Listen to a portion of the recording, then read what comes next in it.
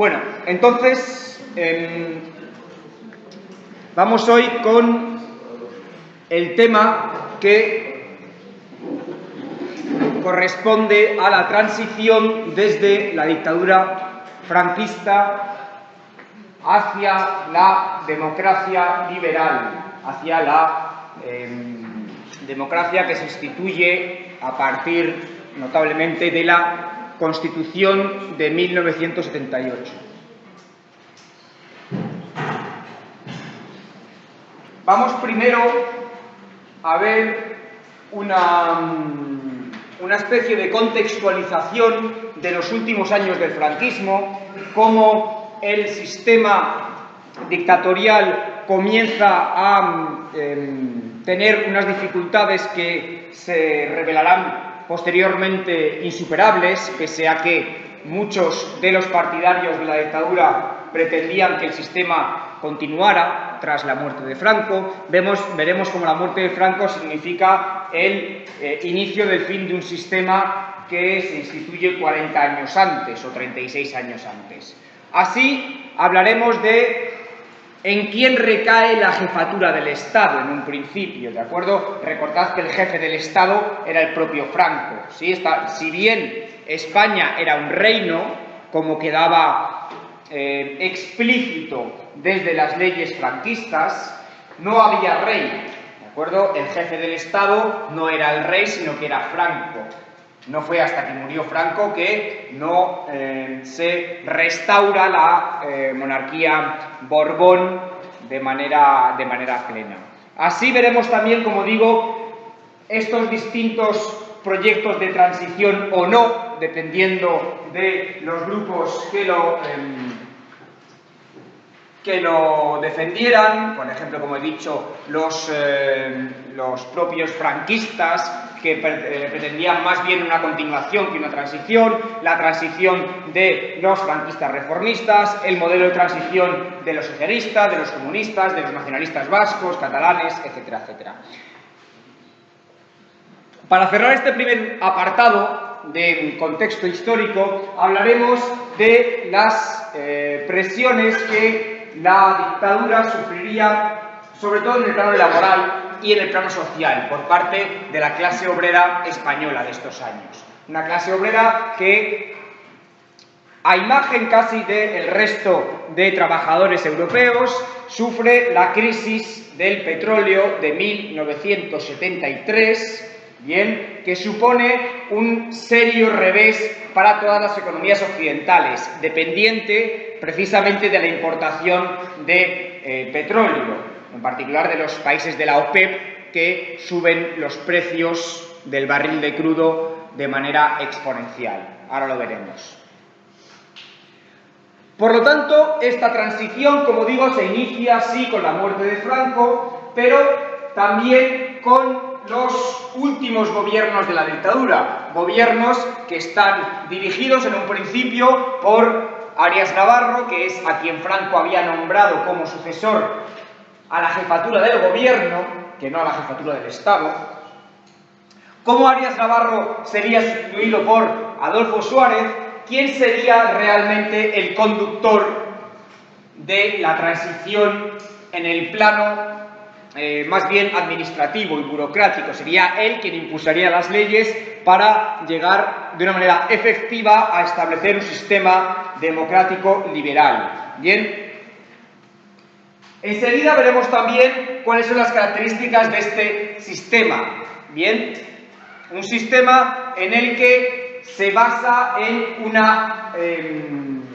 un pactismo entre los principales partidos que logran ponerse de acuerdo para establecer una constitución, la constitución que sigue vigente hoy en día en España, que es la constitución aprobada en 1978 y votada por referéndum. Bien, una constitución que también consagra un sistema de partidos que hasta hace muy poco era predominante en España, un sistema bipartidista, ¿vale? Terminaremos con lo que se conoce normalmente como el último acto de la transición, que sería el golpe de Estado del 23 de febrero de 1981, ¿sí? cuando unos militares, y ahora lo veremos, entran en el Congreso para intentar revertir las reformas, o al menos esa era la idea que trascendió. Ya vimos la semana pasada que los hijos de Juan de Borbón fueron educados en España por el propio Franco y es nombrado Juan Carlos, el único de ellos que queda vivo por entonces, es nombrado en 1969 sucesor a la jefatura del Estado. Como digo, el jefe del Estado era Francisco Franco y es a partir de este momento cuando el dictador nombra sucesor a Juan Carlos de Borbón, que comienza también un proceso de legitimación exterior a través de sus apariciones públicas, a través, como bien pone ahí, sus viajes a Estados Unidos. Desde luego, os podéis imaginar que la inteligencia estadounidense está bastante también interesada en la estabilidad política de la península y en muchos casos actúa como consejera del propio Juan Carlos. Bien, un Juan Carlos que cada vez va adquiriendo un rol más importante en la política española, en particular en los periodos en los que Francisco Franco está convaleciente, en los periodos en los que Francisco Franco está enfermo, bien, y así, como digo, va consolidando su rol hasta la muerte del dictador en 1975, cuando 2 días después, el 22 de noviembre, es coronado rey de España. Bien, es coronado rey de España y confirma como jefe del gobierno, bien, al militar Arias Navarro, aquel que Franco había nombrado precisamente en esta cabeza de gobierno. Es verdad que el rey cuenta con unos asesores que orientan la política de estos primeros años de la transición o incluso de este periodo, por lo menos hasta el año del golpe de Estado. Bien, tenemos por ejemplo a Torcuato Fernández Miranda, que saldrá ahora más adelante y que era quien estaba más en contacto con los partidos políticos, quien efectuaba la labor, por así decir, de enganche entre la monarquía y los políticos, o por ejemplo José María Aleiza, bien, un conservador destacado ya en los últimos años del franquismo y que de nuevo también serviría como mediador, en particular en este caso con los partidos conservadores. Como decía antes, hay varios proyectos de transición. Tenemos lo que se conoce como el búnker.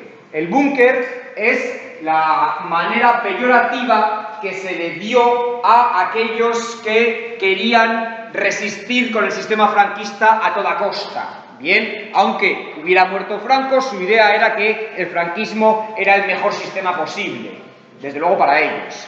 En todo caso, tenemos también los monárquicos que, desde luego, encontraban también la idea de una monarquía parlamentaria al estilo británico, la manera más, por así decir, coherente de continuar tras la dictadura franquista. Ahí tenemos a los ya nombrados José María Aleiza, ¿de acuerdo? Pero también, bueno, Fernández Miranda, pero también aquellos que formarían el nuevo partido de derecha, ¿bien? Y que habían sido ministros de Franco, aquellos ministros que hemos llamado tecnocráticos, que consiguieron abrir la economía española, bien, en particular Pío Cabanillas y el presidente del futuro Partido Popular, que entonces se llamaría Alianza Popular, Manuel Fraga Iribarne, bien, ministro, ahora lo veremos, de Información y Turismo. Por otro lado tenemos el PSOE, y dentro del PSOE encontramos varias tendencias. Bien, tenemos a aquellos, lo que se conoció como el PSOE histórico, aquellos que habían estado en el exilio durante los años de la dictadura franquista, en particular en Toulouse, bien, y cuyo líder era Rodolfo Llopis. Tenemos a un partido socialista salido de la intelectualidad, por así decir, dentro de la dictadura, en particular en torno a la Universidad de Madrid, y cuyo líder sería Enrique Tierno Galván, el que en el futuro será alcalde de Madrid. Bien, finalmente tenemos lo que se conoce como el Grupo de Sevilla. El Grupo de Sevilla, que está capitaneado por el que será en el futuro presidente del gobierno, Felipe González, bien, y Alfonso Guerra, su segundo, ¿vale? Un Felipe González que terminará imponiéndose a la cabeza del partido, como veremos, por cierto, la semana que viene. Tenemos el partido históricamente opositor a la dictadura franquista, aquel que se había, como hemos visto la semana pasada, introducido en los sindicatos verticales, esto es el Partido Comunista. Un Partido Comunista comandado por Santiago Carrillo, que había seguido durante muchos años la égida del estalinismo, bien, y que ya una vez cercano el proceso de transición se va transformando, según también el modelo italiano o francés, hacia un eurocomunismo.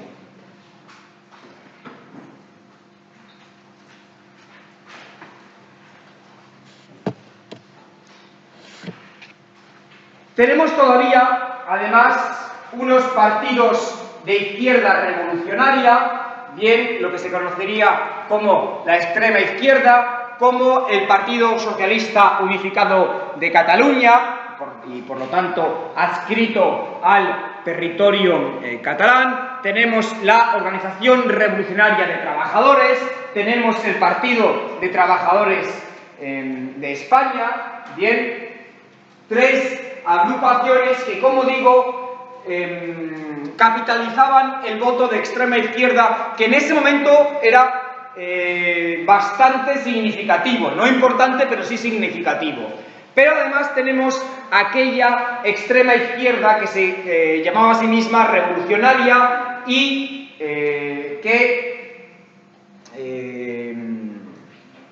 aquella extrema izquierda que funcionaba a través de acciones terroristas, ¿sí? A través de acciones armadas, la izquierda armada. Tenemos, por supuesto, Euskadi Askatasuna, Euskadi y Libertad, el grupo terrorista vasco, ETA. Tenemos también el grupo revolucionario Grapo, bien, antifascista, 1 de octubre. Tenemos el Frente Revolucionario, el FRAP, ¿vale? ETA, Grapo y FRAP, que serían los partidos de, por así decir, la izquierda revolucionaria armada. Contamos también con otro grupo que cada vez irá teniendo más peso en la política española, que son los partidos nacionalistas. Está el Partido Nacionalista Vasco, por supuesto, pero un partido que tendrá un rol director también en estos años de transición sería el Partido de Convergencia y Unió, ¿de acuerdo? Convergencia y Unió, que estaría liderado por el político Jordi Pujol. Jordi Pujol, que sería la cabeza de este nacionalismo conservador catalán durante casi 30 años. En el País Vasco, en Euskadi, hemos dicho que en el caso de los nacionalistas catalanes tenemos el Partido Conservador de Jordi Pujol, tenemos el Partido de la Izquierda del PSUC, ¿vale? El Partido Socialista Unificado de Cataluña. En el caso de Euskadi tenemos la misma división entre nacionalistas de izquierda, el Batasuna, que de hecho serían el soporte político de ETA, ¿de acuerdo? Y por otro lado, el Partido Conservador, el Partido Conservador Nacionalista Vasco, que sería el PNV.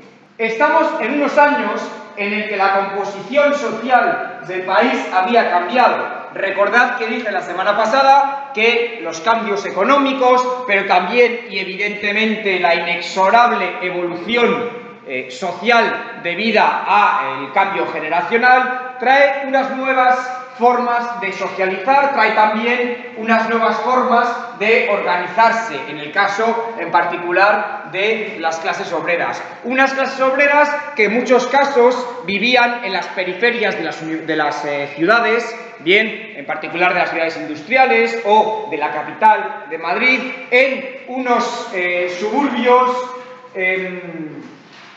normalmente bastante mal acondicionados, con una pobre red de servicios, una pobre también, por así decir, presencia de infraestructuras del Estado, ¿sí? Y es esta especie, bueno, esta exclusión, bien, de los centros urbanos, esta España periurbana, por así decirlo, lo que va creando una conciencia de pertenecer a un mismo grupo social. Bien, muchos de ellos eran emigrantes en el caso del sur de Madrid, de Andalucía y de Castilla-La Mancha.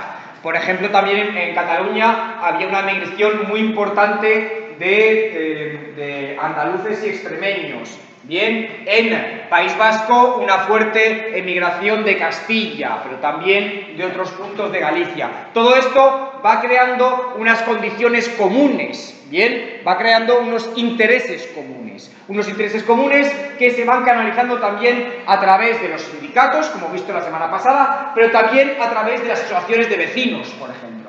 Asociaciones que comienzan a presionar al Estado para reclamar mejores condiciones, mejores infraestructuras, mejores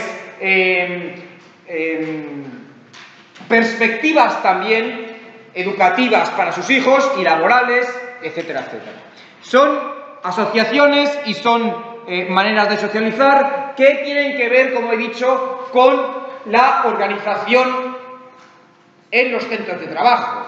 Una organización que da lugar a lo que vimos la semana pasada, que fue un ciclo de huelgas que fue creciendo, si bien aparece de una manera un poco puntual durante los años 50 y 60, es a partir del final de los 60 cuando esta espiral de huelgas, como pone ahí, comienza a, por así decir, intensificarse.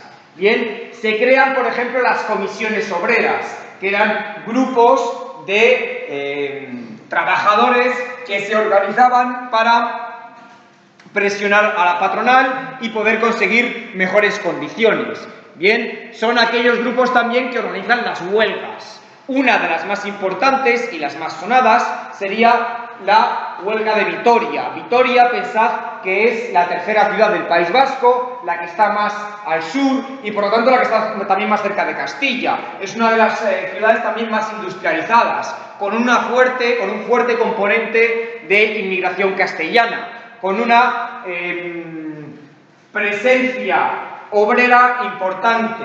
Bien, pues una huelga que a finales de la dictadura se declara en Vitoria es, bueno, por así decir, no es calmada, porque no sería calmada, sino que es disuelta con fuego real. Los obreros, después de una batalla con la policía, se refugian en una iglesia y, según van saliendo de la iglesia, la policía va tirando con armas de fuego. El resultado, evidentemente, os podéis imaginar que fue una masacre, murieron 5 personas, estando como ministro de Interior, o ministro de la Gobernación, el futuro líder y fundador de Alianza Popular, Manuel Fraga Iribarne.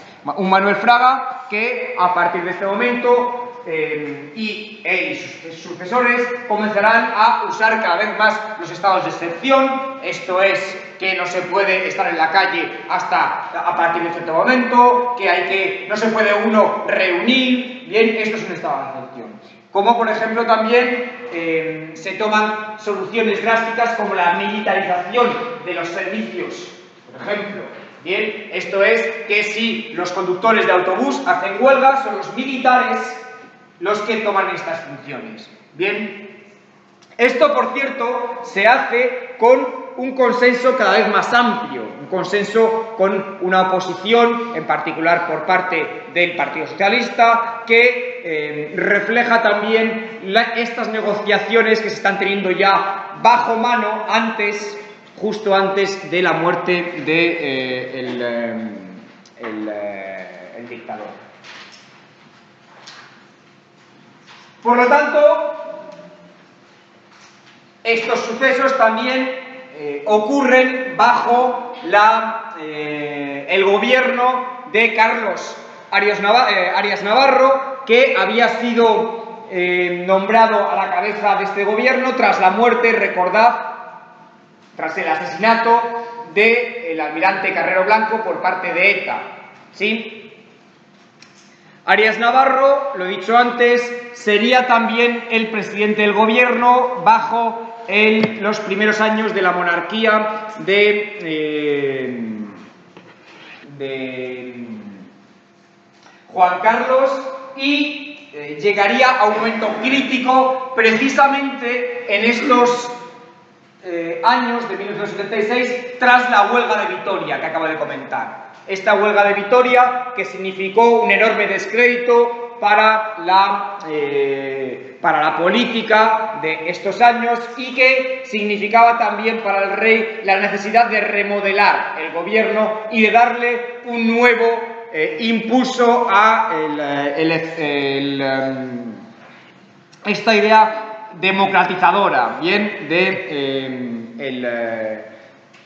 la llegada de la democracia. Es así que se nombra a la cabeza del gobierno a un presidente joven, a un personaje que era un relativo desconocido, director de Radio Televisión Española y por tanto también muy consciente de la imagen pública. Sería uno de los primeros representantes en España de lo que sería la moderna política, ¿de acuerdo? Un hombre, pues como digo, joven, alguien que sabía también muy bien hablar en público, ¿vale? Y sobre todo, alguien que creaba consenso, porque era surgido del propio franquismo. Pensad, como digo, que hasta entonces había sido director de la televisión pública, bien, y además había sido secretario del Partido Único, bien, secretario general del Partido Único. Al mismo tiempo tenía una sensibilidad política más abierta que el resto de sus por así decirlo, el organigrama franquista, y por lo tanto era una figura que podía dirigir este proceso de transición de la dictadura hacia la democracia. Es Adolfo Suárez quien impulsaría la ley de reforma política. ¿Esto qué significa? Es una ley que se aprueba bajo el franquismo, bajo las Cortes del franquismo, que a su vez consagra el cambio político que se va a dar. No se produce una ruptura entre un sistema y otro. Es por eso que se le llama transición, porque se van tomando medidas legislativas que van transformando la dictadura franquista en una democracia homologable a las democracias liberales europeas del momento. ¿Sí? Esto también le va dando cada vez también más legitimidad a él como político que a su vez va creando un espacio alrededor suyo en el que la mano del rey o la dirección del rey comienza a ser cada vez más difusa, comienza también a tener unas decisiones independientes de este consejo real que sería, por ejemplo, Fernández Miranda, ¿vale? Y esto también tiene su peligro y lo veremos más adelante. Esto le llevará a una enemistad con el propio rey y finalmente al golpe de Estado. Pero no adelantemos acontecimientos. Adolfo Suárez también, debido a estas políticas de verso suelto. Por ejemplo, pretende incorporarse a la Alianza de Países No Alineados. Esto es, estos países que no están, estamos en años de Guerra Fría, ni con Estados Unidos ni con la Unión Soviética, sino la tercera vía, por así decir, bien, en los que estaban, por cierto, Yugoslavia, estaba Cuba, ¿vale? Así que esta idea de independencia política es algo que para él significa también un capital político. Le sirve para presentarse como una persona libre de influencias del rey o de los distintos poderes fácticos. ¿Sí? Es así, por ejemplo, y es gracias a él, y gracias a su manera de hacer política, que consigue también un consenso entre las formaciones políticas. ¿Sí? Un consenso que lleva, a su vez, el acercamiento de un partido socialista cada vez más centrado. Bien, pensad que el Partido Socialista era el partido más a la izquierda durante la Segunda República, y es con la llegada de Felipe González que este izquierdismo se va, por así decir, moderando. Se va convirtiendo en un partido más bien socialdemócrata. Algo que le supone también un espaldarazo público, pero al mismo tiempo significa para él un aumento de la oposición por parte en particular de los militares y los más conservadores, fue la legalización del Partido Comunista. Bien, un partido comunista que se veía como el partido que había, por parte por supuesto de los franquistas, que había sido el responsable de la guerra civil, el partido por el que se había hecho la guerra civil, bien, y por lo tanto su legalización resultó bastante polémica entre ciertos políticos conservadores y los medios de comunicación, que también tenían y siguen teniendo mucho poder, pero que supuso una decisión audaz y atrevida que, como digo, redundó en su legitimación como figura política, como jefe político. Es así que se convocan las primeras elecciones generales de junio de 1977, que van a ver la concurrencia de varios partidos que, enseguida lo veremos, necesitan además cumplir unas condiciones para poder presentarse. Por ejemplo, y notablemente una de ellas, que no puedan llamarse republicanos. En estas elecciones de 1977 está prohibido que ningún partido se presente con el adjetivo republicano en sus siglas, ¿vale? Así, por ejemplo, Esquerra Republicana de Cataluña se tiene que presentar como Esquerra de Cataluña, ¿vale? Esto es importante y veremos por qué. De todas formas, Adolfo Suárez se presenta con su propio partido, un partido que crea a través de personajes notables de la sociedad y de la política española del momento, un partido que, como su propio nombre indica, es un partido de centro, de puente entre el centro derecha y el centro izquierda, la socialdemocracia y los democristianos, ¿de acuerdo? Y un partido que, en efecto, gana de manera amplia las elecciones de 1977 con 165 diputados. Bien, es un partido que, como veis ahí, se lleva el 34% de los votos, bien, y un partido que es seguido por el gran triunfador, aparte de la UCD, que es el Partido Socialista, que se consolida como partido de la oposición. Hasta ese momento, como no había habido elecciones, no se sabía el peso real de los partidos de centro, de izquierda o de derecha. Vemos, por lo tanto, cómo se establece un bipartidismo, como he dicho antes, dos grandes partidos. Bien, de hecho se llama bipartidismo imperfecto al sistema español, un bipartidismo entre un centro, más bien centro-derecha, pero bueno, centro-centro, como es el auce de Suárez, un centro-izquierda y una derecha, ¿vale? Una derecha que es capitaneada, como he dicho antes, por el exministro Manuel Fraga, y que crea su propio partido Alianza Popular. Alianza Popular, que es el predecesor, bien, que es el Partido Popular de hoy. Bien.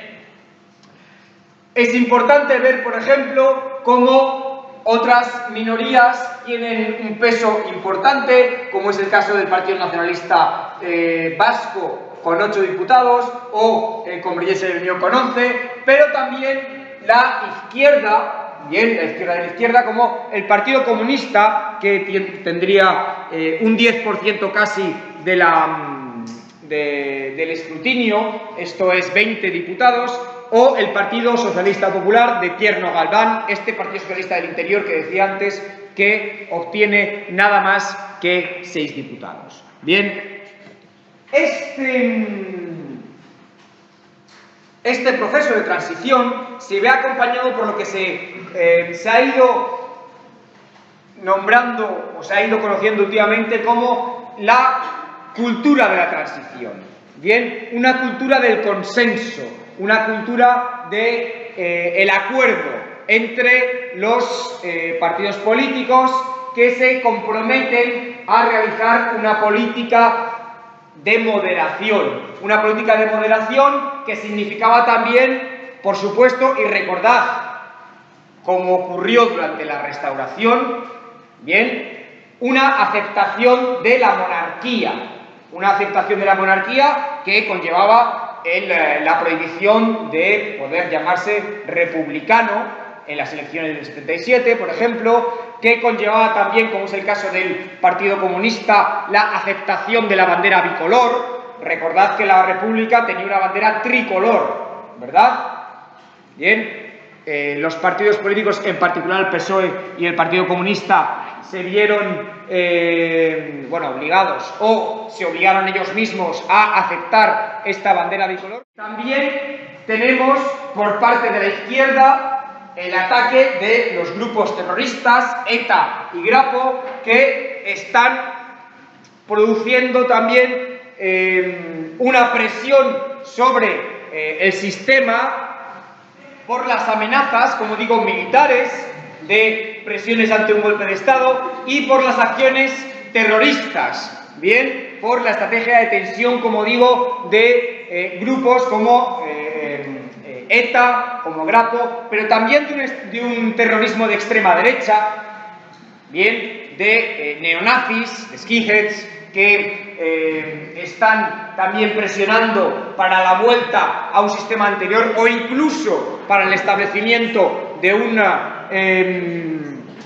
un sistema, por así decir, corporativista, de vuelta a una dictadura. Y tenemos, por supuesto, también el enfrentamiento con la policía, que en particular los grupos de extrema izquierda están teniendo. Y no solo los grupos terroristas de extrema izquierda, sino también, por ejemplo, la CNT.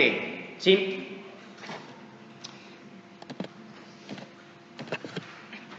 Van apareciendo también unos elementos de desapego en la clase obrera, sobre todo hacia los sindicatos. Unos sindicatos que se van burocratizando, que van dependiendo, y ahora lo vemos en profundidad, de unas subvenciones públicas y por lo tanto van perdiendo su capacidad de negociación, por lo menos van perdiendo su fuerza, gran parte de la fuerza que tenían de presión sobre el gobierno y sobre la patronal. Bien, y esto es debido también a que va apareciendo una corriente autónoma esto es una corriente de organización laboral que va saliéndose de los sindicatos y que se va enfrentando a esta idea del pacto social. ¿Sí? La transición, y ahí tenéis un documental, por ejemplo, en la bibliografía y en Moodle bastante interesante al respecto, fue un momento de mucha tensión política, ¿vale? Y de una pluralidad de partidos, pero no solo de partidos, sino también de organizaciones sociales, de movimientos que no reflejan la idea de una transición pacífica hacia el liberalismo. Como digo, la película Después de los hermanos Bartolomé, de Cecilia Bartolomé, de 1982, refleja muy bien este ambiente político de estos años. En todo caso, las élites políticas sí que llegan a un consenso, llegan al establecimiento de unos pactos, bien, unos pactos que se podrían llamar de estabilización o de estabilidad, que darán lugar también a la Constitución. El pacto primordial durante estos años son los pactos de la Moncloa. Unos pactos de la Moncloa que consagran esta subvención pública a los sindicatos, lo que significa también, como digo, que se pierde gran parte de la fuerza, gran parte de la capacidad de oposición por parte de estos sindicatos. Son unos pactos que además se aprueban en un contexto mundial de crisis del petróleo que se ve agravada, recordadlo, a partir de estos años. La crisis del petróleo, por hacer una pequeña introducción, se produce a partir de 1973, a partir de la guerra árabe-israelí, bien, y en la que la Organización de Países Productores de Petróleo deciden montar el precio del petróleo, ¿vale?, del barril de crudo, de una manera exponencial, lo que provoca, evidentemente, en los países dependientes, como es notablemente el caso de los países europeos, los países dependientes de los recursos fósiles, una contracción económica muy importante, ¿vale? Por lo tanto, estos pactos de la Moncloa se producen en este contexto, en el que además aparece un nuevo actor, que es la patronal, el grupo de la patronal. Es como el MEDEF aquí en Francia, ¿vale? La COE. La COE, que es un lobby, por así decir, de los grandes industriales, de los grandes de las grandes empresas.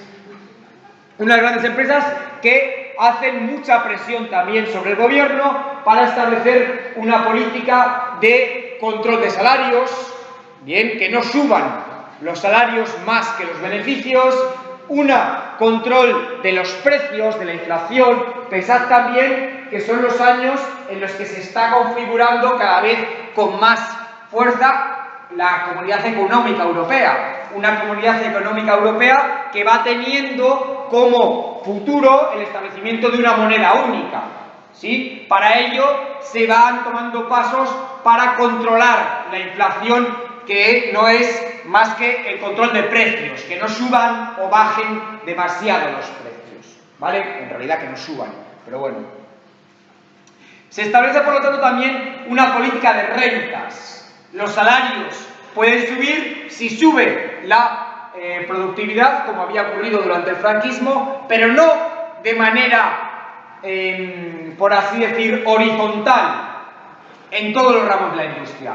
A partir de ahora se negocia por convenios. Esto es, cada rama de producción negocia su propio convenio. Esto también lo que lleva, evidentemente, es a que esta capacidad de presión en todos los ramos de la industria sea cada vez más leve.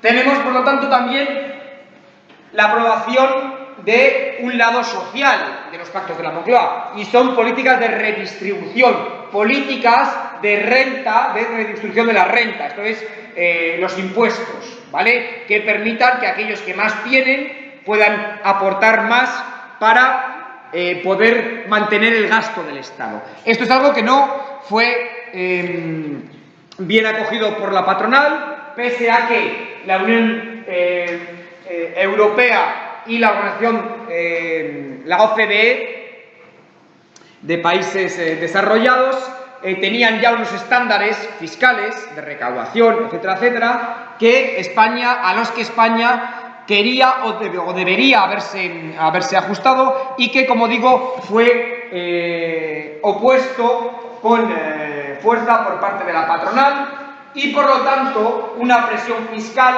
que, en vez de recaer mayoritariamente sobre las rentas del capital o sobre las rentas de la productividad, cae sobre los salarios, sobre la renta de los salarios, ¿vale? España tiene uno de los sistemas fiscales más regresivos de la Unión Europea, en la que los trabajadores pagan más impuestos en comparación con las grandes empresas. Se aprueban en estos mismos pactos unas libertades, bien, de prensa, de asociación, bien, que no son firmadas por el futuro Partido Popular, y esto hay que tenerlo en cuenta. La otra gran pata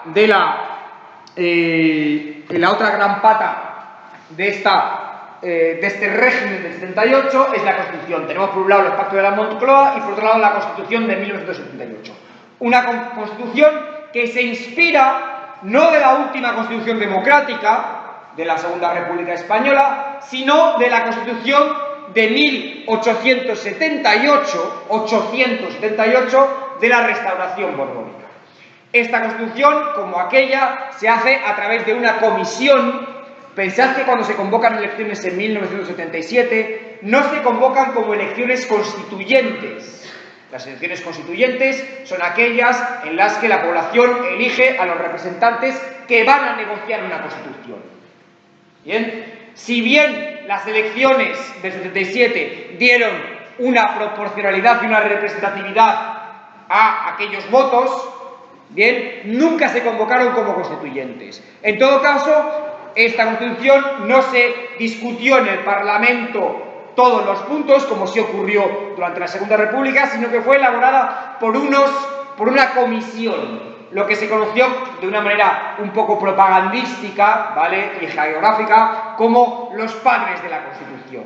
Bien, que eran estos políticos que habían sido nombrados por sus propios partidos. Se hizo sin un debate un debate público, o por lo menos publicado, sobre los aspectos, desde los más importantes hasta los más nimios, ¿vale?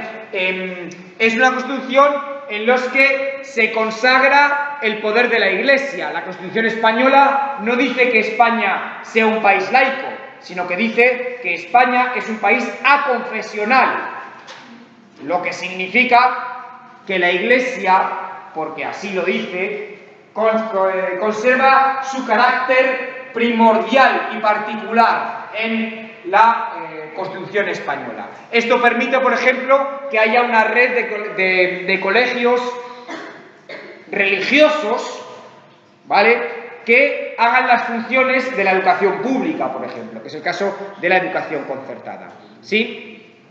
Se consagran las libertades públicas que habían ya anticipado los pactos de la Moncloa. Se consagra también una manera de, por así decir, de una configuración de los partidos políticos en los que se presentan los candidatos en listas cerradas. Tú, como ciudadano, no votas a un representante, sino que votas a una lista que el cabeza de partido organiza. Esto es lo que se conoce como las listas cerradas. Es una Constitución que por primera vez consagra el Estado de las autonomías. La República no fue un Estado autonómico, ¿vale? Cataluña tuvo su autonomía, sí, pero la República era un Estado integral. El Estado de las autonomías se consagra en esta Constitución de 1978. La Constitución se aprueba por una amplia mayoría, pero es significante quién no la aprueba, ¿de acuerdo? el Partido Nacionalista Vasco y Esquerra Republicana, en particular, se abstienen. Y esto quiere decir que no están ni de acuerdo ni en desacuerdo. Al Partido Nacionalista esto también le da una capacidad de negociación a partir de entonces bastante importante. ¿Y quiénes están en contra? Fuerza Nueva, que es una especie de Front Nacional, más o menos, ¿vale? Alguien de un partido minúsculo de extrema derecha. Entonces, Euskadiko Ezkerra, que es partido de izquierda nacionalista, e independientes de Alianza Popular, que votaron tanto en contra como se abstuvieron algunos de ellos. La Constitución se apoyó con un 88% de favor por parte de los españoles, con la importante excepción del País Vasco, de las provincias de Vizcaya y Guipúzcoa, en los que la mayoría votó contra o bien se abstuvieron. Las siguientes elecciones confirman más o menos la tendencia, si bien el Partido Socialista pierde un poco y la UCD gana una importante representación. He dicho antes que el sistema político español es un sistema político todavía hoy de bipartidismo imperfecto. Bien, un bipartidismo imperfecto en el que la financiación de los partidos políticos depende de su representación en el Congreso. Por lo tanto, los partidos políticos, antes de unas elecciones, sabéis que hay elecciones, ¿no? En España, ahora en primavera. Bueno, ya lo sabéis. En primavera hay elecciones en España, ¿vale? ¿Qué pasa con los partidos políticos? Ahora van a tener que calcular cuántos votos van a tener para calcular cuánto dinero van a tener una vez hayan tenido esos votos, ¿vale? ¿Esto qué es lo que provoca? Que tengan que endeudarse, pedir créditos a los bancos en expectativa de conseguir los votos que querían conseguir. Lo que pasa es que, por lo general, o se pide más dinero del que tiene o se cuentan más votos de lo que se van a tener. Los políticos, no sé por qué, son optimistas para un cierto tipo de cosas como la cantidad de votos que van a recibir, siempre. ¿De acuerdo? En todo caso, esto también lo que va provocando es una dependencia también de tanto de bancos como de empresas privadas que apoyan a los partidos políticos. No les apoyan de manera altruista, no les apoyan porque vaya a pensar, sobre todo, quién va a apoyar a un partido de centro-izquierda, por ejemplo, sino es porque apoyando estos partidos te aseguras unas políticas favorables. ¿De acuerdo? Y esto es precisamente lo que ocurre en particular con el mercado, por ejemplo, de la energía en España. Muchos de los políticos que han estado legislando, en particular en torno a la energía, terminan trabajando después de la política en empresas eléctricas o empresas de petróleo, como es el caso de Felipe González, que trabajó hasta hace poco en gas natural. ¿Vale? Esto evidentemente plantea un problema moral, ¿sí? Es lo que se llama las puertas giratorias. El Partido Socialista, en particular, se reforzó también y reforzó mucho su legitimidad a través de la absorción de los movimientos vecinales, que os he dicho antes que tenía mucha fuerza durante los últimos años del franquismo, ¿vale?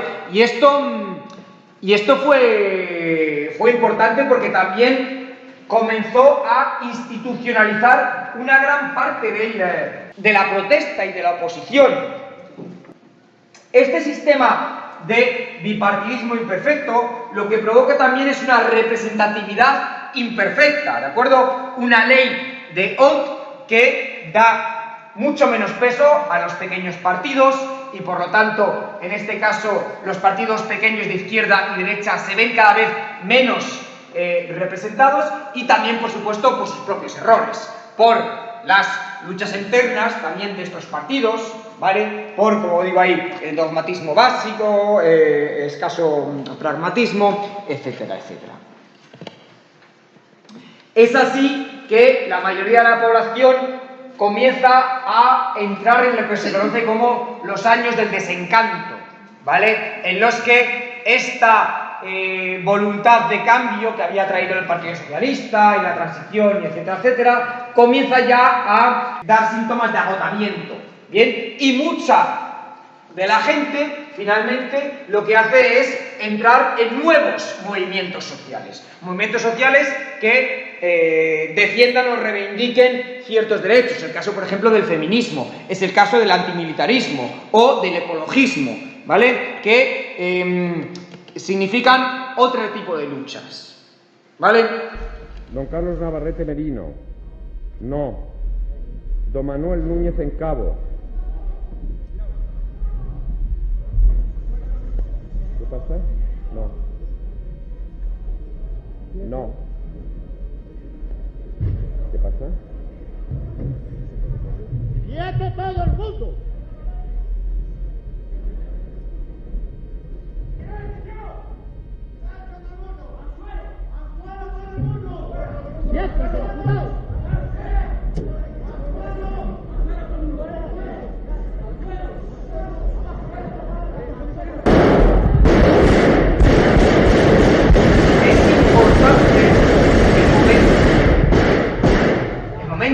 Es la elección, o sea, la votación, perdón, del nuevo presidente del gobierno, porque porque Adolfo Suárez ha dimitido.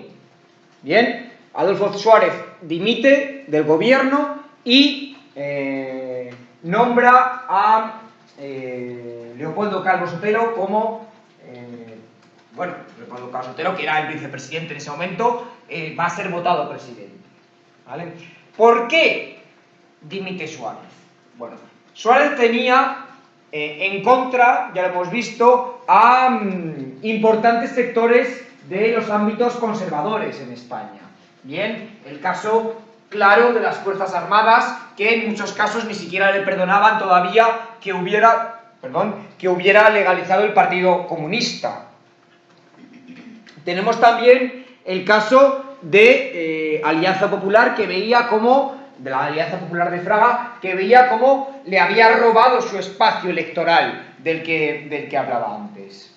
Estaba el propio rey, que veía como la persona que él había nombrado comenzaba a tomar decisiones de manera independiente, sin contar con él.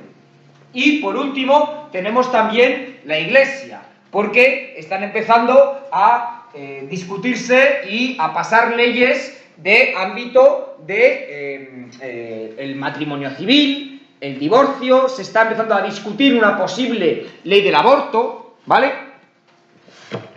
En una situación política y social muy tensa, en el que los atentados de la banda terrorista ETA son cada vez más recurrentes y, por cierto, es otra de las cosas que le recrimina el ejército, que no tiene suficiente contundencia contra la banda terrorista, ¿vale? Tenemos además una crisis real, una crisis económica que hace que gran parte de la población esté pasando momentos graves, momentos particularmente duros. Bien, son momentos en los que estos pactos de la Moncloa están ya mostrando sus límites. Unos límites que hacen que, frente a las presiones de la patronal, de la COE, no se pueda aprobar esta reforma fiscal progresiva.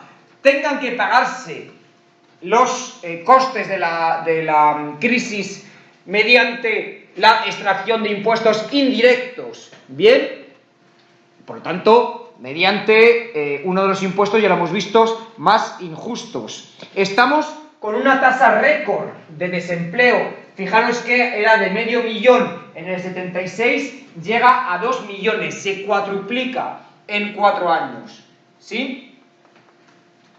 Y un consumo que no incrementa, ¿bien? Y que no da alas a la productividad. Aparte, por supuesto, de una crisis bancaria. O sea que la situación socioeconómica era bastante complicada. Bien. De todas formas, ya había habido intentos, o por lo menos había varios intentos a la vez de golpe de Estado. Por un lado, tenemos, como bien ha dicho en el vídeo que hemos visto, la primera tentativa de Tejero, que es lo que se conoció como la Operación Galaxia por la cafetería donde se produjo la reunión en Madrid, en la que se intentó organizar el primer golpe de Estado. Por otro lado, tenemos otro grupo de coroneles de extrema derecha, que son los que están comenzando a escribir artículos en prensa, que está diciendo que basta ya de este libertinaje, etcétera, etcétera. Y finalmente tenemos la opción de el falso golpe de Estado. Bien, se llama Operación de Gaulle, ¿por qué? ¿Alguien lo sabe? Hubo una tentativa, una amenaza de golpe de Estado, ¿de acuerdo? En momentos en los que estaba el ejército o parte del ejército francés en Argelia en contra de una posible retirada, ¿de acuerdo? Y por lo tanto se amenazó con llegar y dar un golpe de Estado primero en Córcega y luego en París. Lo que, ante esta amenaza, como bien ha dicho vuestro compañero, los políticos le dieron carta blanca a De Gaulle para que hiciera lo que quiera. ¿De acuerdo? Fue lo que dicen los ingleses de false flag, una especie de falso golpe. Lo mismo se había planteado en España. Un amago de golpe de Estado que permitiera quitar a Suárez de encima y poner un gobierno de concentración, con varios ministros de varias formaciones, incluido el Partido Socialista, ¿sí? Y que estuviera presidido por un militar. Todas estas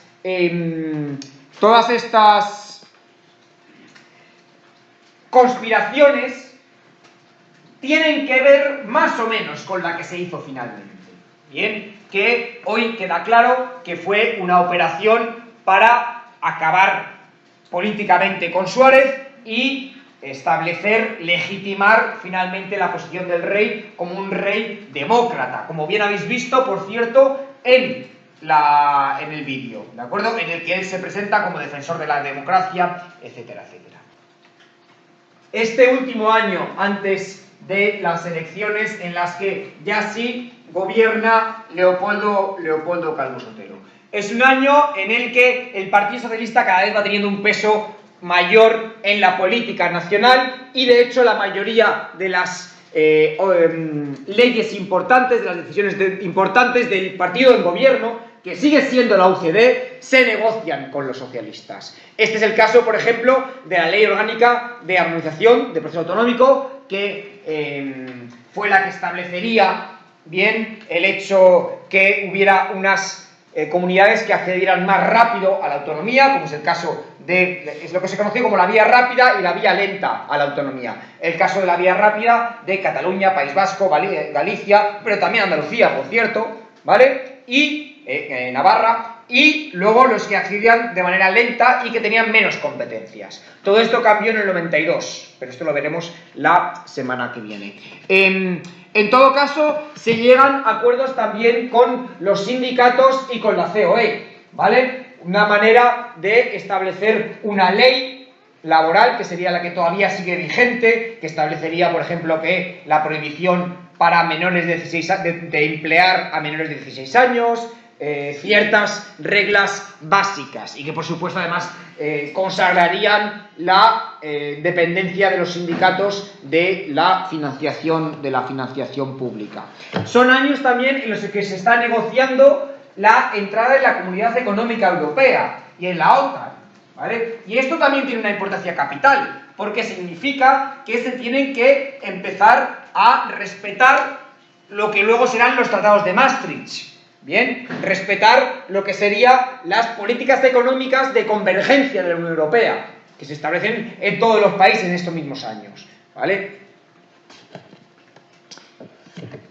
Esto desgasta enormemente, también debido a la manera bastante inteligente que tiene el Partido Socialista de utilizar esta negociación. Esto, como digo, desgasta mucho a UCD, que finalmente desaparece, quedaría relegada principalmente también con la aparición del partido, el nuevo partido de Adolfo Suárez, Centro Democrático y Social, un partido mucho menos dependiente de la coalición con la derecha, bien, y mucho más, centrado sobre la figura de Adolfo Suárez, pero que finalmente no tendría mucha representatividad. Bien, y es que estaba ya comenzando a ganar apoyo, Alianza Popular, sobre todo en Galicia, bien, y los gobiernos regionales. Pensad que fueron estos años también, este año en el que, 81, en el que se constituyen los primeros gobiernos regionales después de unas elecciones y gana PSOE en el caso de Andalucía y PP en el caso, por ejemplo, de Galicia. Así que el poder que tenía la UCD en ámbito territorial, que no era democrático, porque hasta entonces no había habido elecciones, también se está perdiendo. ¿Sí? Y esto tiene su importancia. Tiene su importancia porque va a dar lugar a un cambio en el panorama político en el que los dos grandes partidos ya no serían el centro y el PSOE, UCD o CDS y el PSOE, sino el centro derecha y el centro izquierda, PSOE y Alianza Popular o Partido Popular. ¿De acuerdo?